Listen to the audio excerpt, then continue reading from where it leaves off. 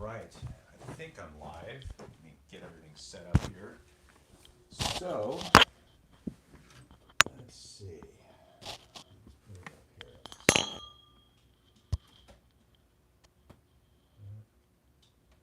Tighten this.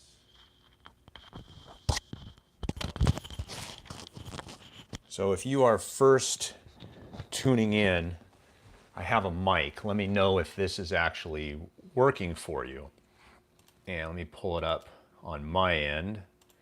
Content. So welcome to Friday night. Someone gave me a thumbs up. I appreciate that. Let me find out where I can find my... So I know what the questions are. Hey, what's up? All right. So I am going to look at some questions you guys have. I'll talk to you about this week and let me know if the volume is okay. Hey, Jay, let me turn on a light here. Let me see what we got. All right, let's see if that's any better. It's okay. So this week I did some videos and how do you make your feet smaller? Thank you. I'm going to get to that. So I made some videos regarding some breathing, some blood pressure, and I made a couple videos this week regarding shoulder problems. And I don't know, in my office, I see a lot of patients with shoulder problems. And so I think today I probably did it about 4 times. I showed people the same exact exercise that I'm showing you guys on my videos. The strange thing is that those videos that I do where I show people exercises for shoulder problems and stuff, it doesn't appear as though anybody really watches them. We don't get that many hits. Yet I do videos on blood pressure and I get a million questions about diabetes. And I think there's some confusion about what diabetes is compared to blood pressure, because if I make a video on blood pressure and I get, 4,000 questions on diabetes, clearly there's a misunderstanding. So put your questions down in the comment section on the right, the chat, and we'll get to them in just a second. So, but let me clear the information on this, because if you are watching my channel and I just get a lot of questions regarding this. So number one, if you have high blood pressure, that is different than high blood sugar. And I made a video regarding foods that you can eat that will help lower your blood pressure. These are not foods that lower your blood sugar. So patients kept asking, well, wait a minute, that's going to raise my numbers. And the answer is no. You can actually have high blood pressure and not have diabetes. You can also have diabetes and not have high blood pressure. They're totally different, but the same lifestyle that will create type 2 diabetes is kind of the same lifestyle that will create high blood pressure. So the challenge is that if I make a video regarding blood pressure, you don't want to read into it and think I'm talking about diabetes type 2. So there are certain foods that if you're diabetic, you should not eat. However, if you have high blood pressure, you can certainly eat them and they will be totally healthy for you.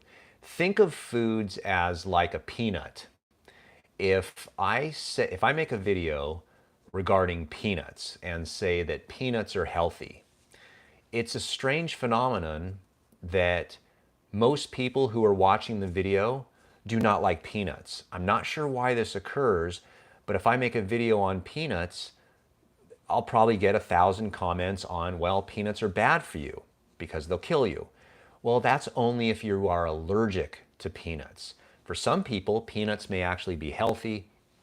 Other people, the peanuts will be devastatingly bad. So I'm going to go to yesterday's video I'm going to start with those questions, and then I'm going to get to your guys' questions regarding that we're doing on the chat today. So this should be fun. And by the way, there's a little dollar sign at the bottom. And if you want to do that, that's called a super chat. If you donate some money to my channel, I do appreciate this. It's Friday night. I'm spending time with you guys. So if you want to donate a dollar or two, I appreciate it. And I'll make sure and get to your questions. So let's jump into the questions that I had yesterday. And let me pull those questions up. We had about 16 questions. Okay, so here we go. Darren Chang said, once or twice a week, my blood pressure is elevated in the morning, normal in the afternoon, and high normal in the evening. Why? Well, the thing that's important to understand is that your blood pressure will change. Your blood pressure is not a number, a static number that stays even throughout the day. So if you get excited, if you have stress, your blood pressure numbers will rise. If you relax or lie down, your blood pressure numbers will go down. So throughout the day, your blood pressure numbers may do this. What we're looking for with high blood pressure is no matter what, whether you're relaxed or stressed or standing or exercising, whatever, your blood pressure numbers are always high. So that's important. So your blood pressure numbers will change. That's totally normal. So Huma says, Doc, please tell me breathing exercise for high blood pressure is effective for how many hours? So this is a good question. The breathing method that I'm recommending on my channel is a breathing method that is very similar to the Wim Hof. It's basically Wim Hof breathing, and it will make an immediate change in your blood pressure. If you haven't tried it, give it a try. Now, the million-dollar question is, if you do this, how long does it last? I have another video regarding that, and it's in the description down below that video. So watch those. Those videos will give you the complete answer, but I'm going to answer it real quickly here. Deep breathing, if you breathe deep, you breathe slow, and you let it go, what that does, it's kind of like brushing your teeth. It'll give you a reset on your blood pressure. Your blood pressure, if it's doing funky things, it'll all of a sudden recalibrate and just kind of become whatever normal is for you. Now, if you do that once per day, every day, or twice per day, then what you'll notice is over a period of time, your blood pressure will change from just doing that. In addition to that, you also have to change your diet and exercise, but just talking about the breathing, it is like brushing your teeth. So if you were to brush your teeth at 8 o'clock in the morning, when do your teeth start getting dirty again? Well, as soon as you start eating or start talking or wearing a mask and breathing your own air. So your teeth are in a constant state of becoming dirty, and you're brushing your teeth twice a day. Hopefully you're brushing your teeth. Some people don't. So if you're brushing your teeth, over a period of time, it will have a long-term effect. Short-term, brushing your teeth only works for maybe a couple hours. It's the same exact thing with breathing. So hopefully that helps you. What's the best blood pressure machine that you can buy? What brand is it? Probably the most common brand, the best one, is an Omron. And at the bottom of my videos, I have a link if you want to get one from Amazon. I'll probably go in and put one in today. I'll do that for you. So if you want to know which blood pressure machine to buy, what I'm going to do is I'm going to type it in right now. I'm going to get you a link. And this is an Omron. It's probably of all the blood pressure machines, probably the best bang for the buck for your money. And you can buy more expensive blood pressure machines. It doesn't mean you're getting a deal. Many of these blood pressure machines, they come with all these bells and whistles, and it's kind of like your cell phone. Your cell phone has tons of features, but the reality is you probably only use about 4 features, right? So I'm going to put it here in the link. I'm going to hit paste. And that's the best blood pressure machine on the market. If you go to doctor's offices, you'll actually notice that they have this one. This is the one that they use, one of the ones that I have in my office that I use. I have about 5 different blood pressure machines because rather than changing the cuff and do things, I have one for big arms, little arms. Some people, it hurts their arms too much, so I have a wrist one. I have an EKG machine in my office as well to check the heart. So let's dive into some of these questions you guys are asking right now. How do you make your feet smaller? This is a common question. You can't make your feet smaller. Now, having said that, if I say you cannot make your feet get smaller, the answer is actually, technically speaking, people will argue this, that you can. You can do exercises where you actually increase the strength of the arch muscles. And if your foot is like this and you have a fallen arch, by creating an arch, you actually take the toes to the heel. It gets a little smaller. You can also put arch supports in your foot, very tall arch supports. There are things that you can do to actually bind your feet, which is not recommended, but they used to do that in China. So I wouldn't worry about it. Hey everybody, let's see. I have a central disc protrusion. Will I need surgery in the future? Central disc, who did this? Indian YouTuber, Remy. Central disc protrusions usually do not require surgery unless they're huge. You didn't put down how many millimeters your disc herniation is. So if it's a small disc herniation, you also didn't say if it's in your neck or your back. So it's hard for me on YouTube to diagnose your condition, but generally speaking, lateral disc protrusions usually respond well to surgery. Central disc protrusions usually do not respond well to surgery. So a lot of times, central disc protrusions are ones that we're actually successful for. If you have not looked at it, go ahead and find out what the McKenzie exercises are that are on my channel. They're in the playlist area.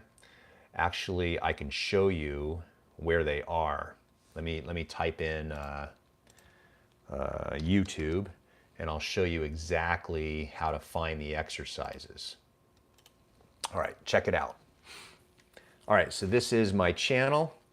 This is what you want to go to right here, where it says playlists, right there. And right here is the playlist. Now you'll notice there's liked videos, chiropractic treatments, extremities, blood pressure, dietary advice. This is the one you want to look at. It says core exercises. There's only 21 different videos on there, and they're all like 3 minutes a piece. So what you can do is go to that section on the playlist and start doing the exercises, and that way you will find out what will work best for you. So hopefully that helps your disc problem. And then you ask how to make disc bulge reabsorb and stop from growing. Playlists. Go to the playlist section, watch all those videos, and get to work. Let's see. Well, how do you get off drugs? You have to get healthier. That's the only way to do it. So you can't, if you have a disease where you're on a drug, you can't get off the drug unless you do things to change your health. So really the only things that you have control over are stress, your diet, and exercise. So if you're not doing those things to change that, then you'll probably never get off the drug. So if you want to get off certain drugs, you have to alter how you do that. And that's the whole point of the channel, try to help you with stuff like that. Okay, so AJ asks, what are the steps to stop blood pressure medication? So if it's possible, if you are not doing exercise and changing your diet, you can actually, sometimes many people can get off blood pressure medication if they're young enough, generally healthy enough, but if it's far advanced, then many times you cannot. All right. Let's see. Yeah, so diabetes is a different problem than blood pressure. So one of the challenges someone asked, Nancy Hickman said, diabetic, it's a different problem. That is true. So if you have diabetes, then as a general rule, there are certain things you're going to do for diabetes that you're probably not going to have to do for your blood pressure. But because they go kind of hand in hand, unfortunately, there's kind of a saying, one foot in the grave, one foot on a banana peel. So you don't want to put yourself in a situation where you have multiple problems. So hopefully that helps you. I believe I'm getting side effects from this drug, numbness, heaviness in my legs. Well, that is a side effect, so that's unfortunate. Been to a neurologist, they found nothing. I'm not diabetic. Been to a cardiologist, all clear. Okay. Yeah, some of the side effects of some drugs are leg pain, leg numbness and stuff, and that's common. Sometimes you can actually change the drug. So if you're on one particular drug that's causing a symptom, you can change drugs that do this roughly the same thing with a different mechanism, and it'll change that. But it's very common. I've had a lot of patients that come in and they have sciatica, you can call it sciatica, which is pain down the leg, and it's on both sides, and they didn't have an injury, they don't have a disc herniation, and you really can't, when you use motion palpation, you can't find anything really wrong with their spine. And it turns out that a month before they developed the sciatica, they went on some type of cholesterol lowering medication, and that's usually the drugs that do it. So I've usually just told the patient that maybe ask whoever they got the drug from. Now I know some of you are watching from India and some of you are watching from different parts of Europe. I'm in America, California, and so in our state, whoever prescribes the drug is the one that can take you off the drug. So that's the way it goes. Let's see. Someone else said that the same drug made your legs hurt and felt like passing out after you were jogging. Yeah, that's exactly it. And that's one of the problems. So you want to try to change that if you can. Okay, palpitations at night. Yeah. It gives you anxiety. A lot of people have anxiety now. Do you guys have anxiety? Put down anxiety. Let me know if you have anxiety so I can let you know about that. Stabilize your blood sugar. Okay. If your blood pressure is controlled, can you do CrossFit and Tabata? Well, I would do CrossFit and Tabata exercises, but I'd try to be real close to a hospital, just in case, because those are extremely hard exercises and you don't want to have too many troubles with it, because those are exercises that are going to significantly raise your first number of your blood pressure to extremely high levels. If you're interested in knowing what happens to your blood pressure when you do an exercise, I have a video, and you just have to use the search function. Go to the video and just type in exercise blood pressure. And what I did was I went into my garage, took my blood pressure, got on my bicycle, and tried to sprint as hard as humanly possible for about 1 minute. And I did 10 repetitions of that, and I took my blood pressure to see how high I can get my blood pressure, kind of a challenge, see how high I can get it. And then afterwards, I took my blood pressure after the exercise to show you what the effects are of exercise, not long term, but immediately. So if you're gonna do CrossFit, which is an extremely hard style of exercising, if your blood pressure is under control, then ask your doctor if CrossFit is right for you. I'm not on meds. Okay, that's good. When I feel my heart, but you feel your heart pounding. I already know it's because I'm not having enough potassium. Okay, so that's what you would do. Okay. So you have an expensive, firefighter says, I have an expensive blood pressure machine and a cheap one, and I get different readings from them. Okay, so the $1 million question is, which one is right? Are you taking them at the same time? And which one correlates with, if your doctor actually takes it, you can take those machines to your doctor's office and take your blood pressure at the same time your doctor is listening to your blood pressure and see if it matches. That would be the way to do it. Okay, let's see here.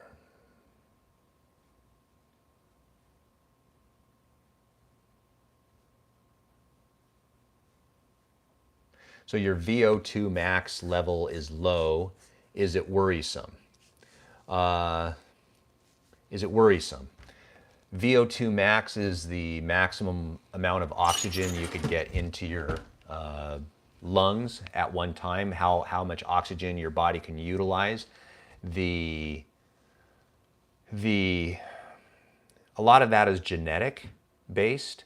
You can actually train efficiency of VO2 max and you may be able to raise it, but the VO2 max is largely controlled by your genetics, and you can make it fluctuate a little bit based upon training, but there's no way that someone like me, who would probably have just an average VO2 max, to train my VO2 max to match an elite athlete. So you just can't do that.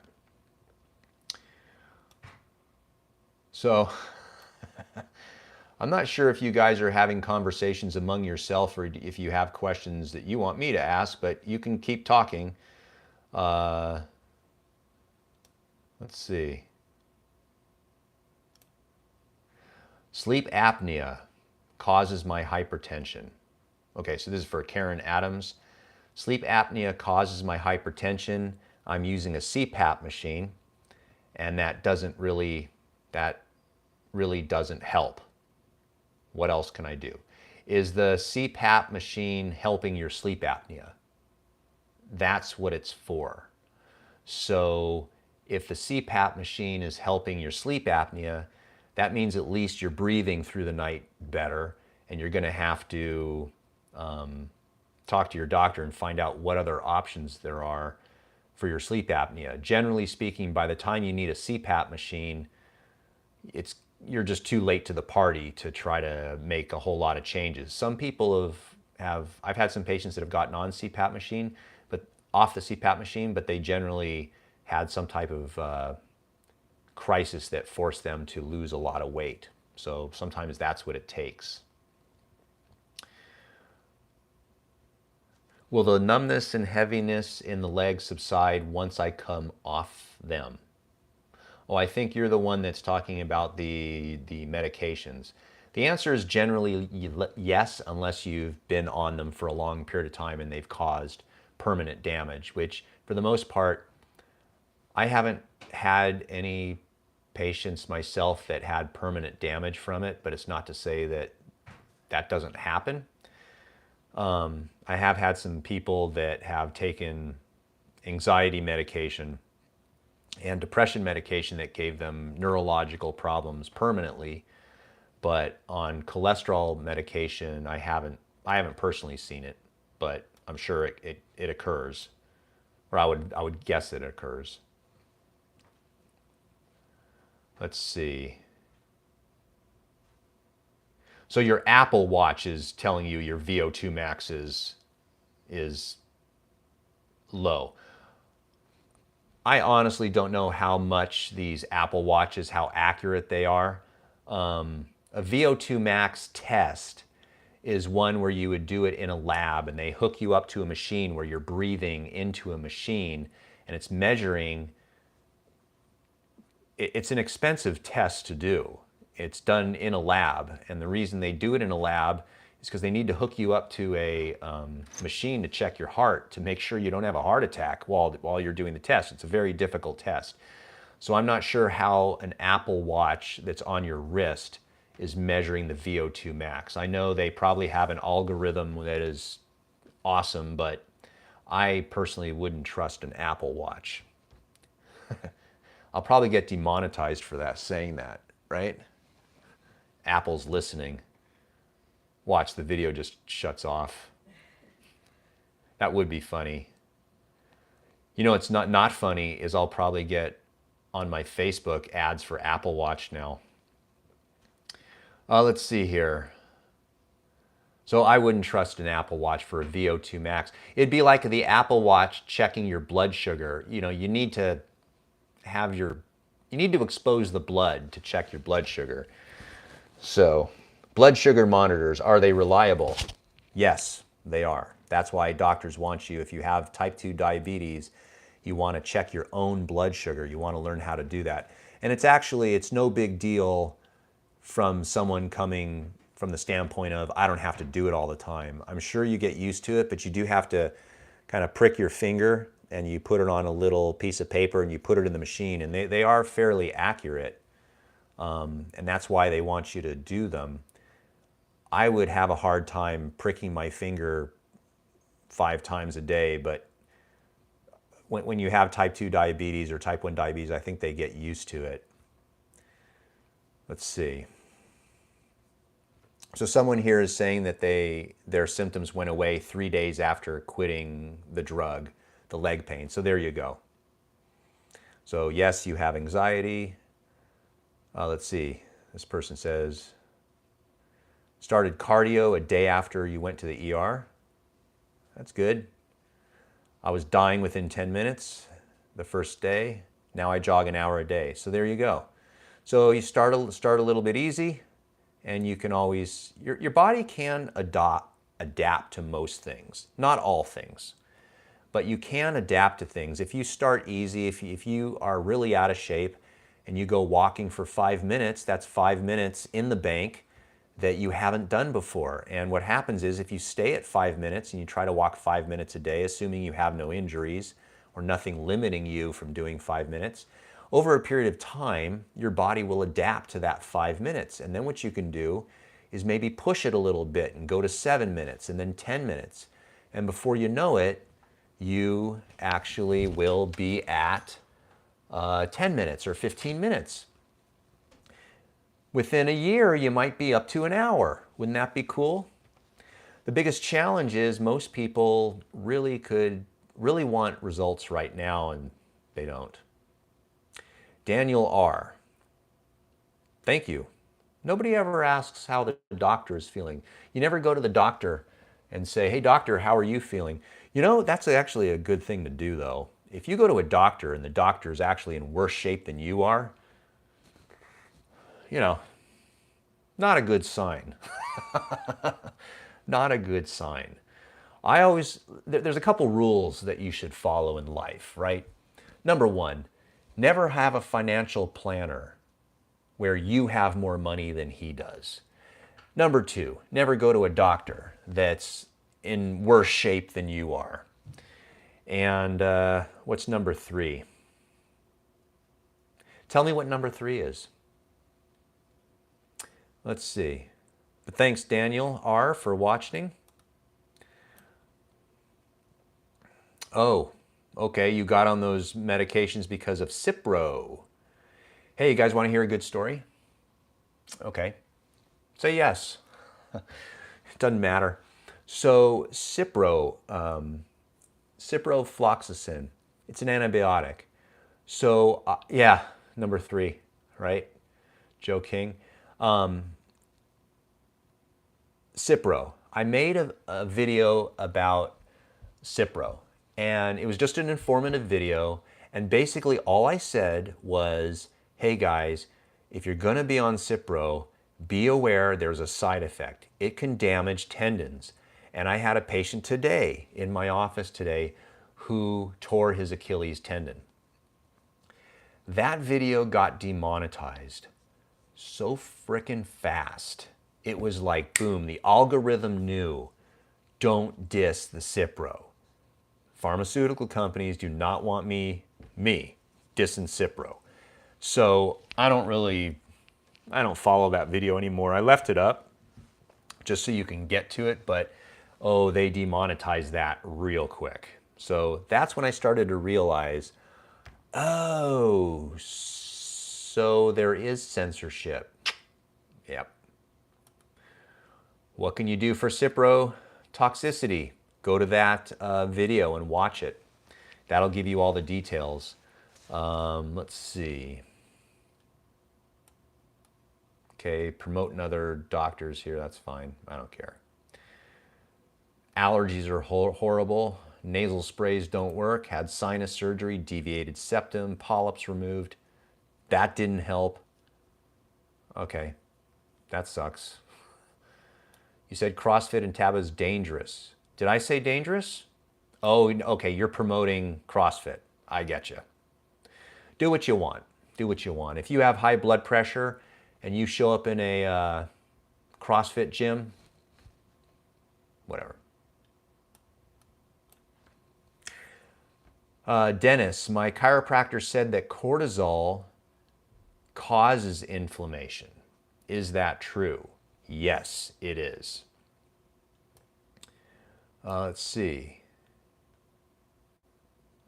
Question. Jamie, I developed some weird scalp tightness, tingling, painful sometimes. Started around 6 months after my ER visit. I've been off meds. So your question is weird scalp tightness and tingling, painful? Don't know what that would be after you were in the ER. Sorry, darling. Happy birthday, Jacob. How reliable are blood pressure monitors versus doctor's manual blood pressure monitor? That is a great question. I'm going to answer that in detail. They're close. They're very, very close. The Omron that I put a link up here. So if you're watching the video right now and you just joined us, just go up the chat thing and I put a link for a great blood pressure monitor. How reliable are they? Pretty reliable. And one of the things that you miss with the automatic monitors is the strength and abnormal sounds. Those things don't pick it up as much. So sometimes if there's challenges, I like to use my normal blood pressure machine because I like to listen for it. But sometimes in a pinch, again, some patients just don't like their arms being squeezed. It feels like it's being squeezed to death. So, but they are fairly reliable for home use. You hope that I'm always happy, Dr. Adam. Well, I appreciate that, Abdullah, but I'm not always happy. Hey, this is social media. I just put the good stuff on. Never go to a barber who has a worse hairstyle than you. There you go, AJ. That's a good one. Let's see. You need help. Always congested. Okay, well, if you used a neti pot, you didn't mention a neti pot.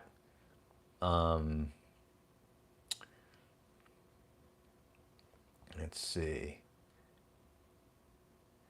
You live free. You keep asking me the same questions. You have to go to your doctor, get off the drug, and how long will it take? There's no way for me to predict these things. Have I ever seen a subluxation cause scalp pain and tightness? Not really. The only thing it would be is an occiput. That would be a headache, but you know, I'd have to really examine the patient. Let's see. What time is it? It's 8:30. So I've been going since I got up this morning at 6. And I just went in my garage, rode my bike for 20 minutes and went to work, got home at about 6:30, had dinner, and then came home. So it's 8:30 already. I'm getting a little tired. I'm going to answer a couple more questions. I appreciate you guys. And again, there's a little dollar symbol at the bottom. If you want to donate anything to my channel, I greatly appreciate it. And hey, we're getting close to 200,000 subscribers. I don't know if that's good or not. Is it good? I'm shocked. So, but if you like my videos, I would appreciate it if you would share the videos with other people on social media like Facebook or Instagram or Twitter, or I don't really know much about, like, everybody watches TikTok now and I can't take it. I just can't take it. So, but share my stuff. That's how the algorithm knows that I'm trying to give valuable information. And hopefully what I've tried to portray in my videos is I'm not a chiropractic actor. I am not hiring people to become patients to wear certain to wear their clothing a certain way and act a certain way so that it's entertainment on YouTube. I'm trying to give you real stuff that I do in my office on a daily basis that I know works because I've been doing it a long time. So hopefully you can send my videos to other social media things so I get better out there. All right, so let's look here. How can I gain weight when taking Ritalin? That is a good question, Dennis. So just a short story. I made a video about this actually it's titled How I Started Finally Gaining Weight. And so if you go to the channel, I'll show you here. If you go to my channel, so this is my channel here, and go to this thing right here. See that? Type that in and say, watch this. How I gained, okay, I'm just gonna hit enter, see what happens. Oh, here we go. How I finally gained weight. Okay, and then here's one, how I gained and lost my fitness. That was a funny one. So so if your question is, how do you gain weight when you're on Ritalin? Well, I had a weight problem as well. I could not, under any circumstances, gain weight until I started doing these things. So watch that video. It'll give you a lot of good things here. Do you have any tips for ankle relief? Yes, I have lots of tips. It depends on the ankle problem. Go to the search function. I got tons of videos on ankles. Neti pots haven't worked. Okay, well, sometimes, Daniel, the natural healthcare stuff won't work. So just keep searching for different stuff. Or, like you said, you've had 4 or 5 different surgeries, nothing's worked. So if all the surgeries are not working, and all the drugs are not working, and all the natural healthcare stuff is not working, then try something different, you know? But that's a suggestion I usually use on patients. Cold laser is something you may want to try, you know, come to think of it.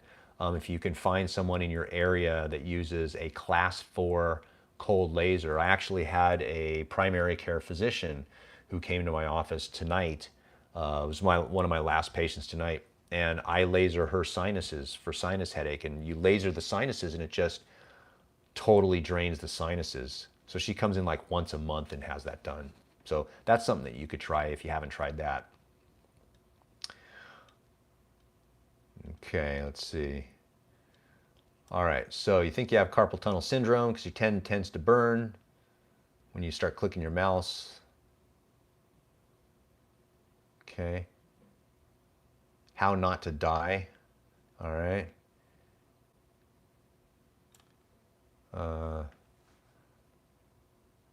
What is the best position to check your blood pressure? Good question. I have a whole video on that. There's a whole criteria of how to measure your blood pressure. So first you should be sitting down with your feet on the ground, both feet on the ground. You should be relaxed. Try to relax for about 10 minutes. Your upper arm should be at the level of your heart, and you should breathe natural and normal, and don't talk, don't cross your legs, empty your bladder before you check your blood pressure. So if you use that as a checklist, that's what you're going to do. Okay.